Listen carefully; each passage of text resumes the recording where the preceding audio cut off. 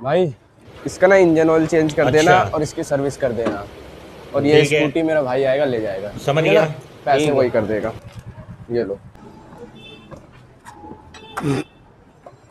Scooty दे के गए थे भाई, सर्विस होगी?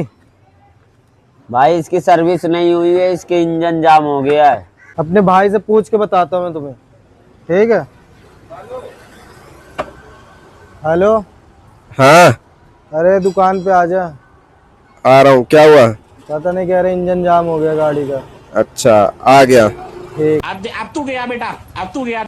अभी तो सही सलामत दे के गया था मैं स्कूटी। क्या हो गया? भाई इंजन सीज हो गया इसका। इंजन सीज हो गया? सही चल रही है, चाबी तूने ऑन करी नहीं, इंजन सीज हो गया।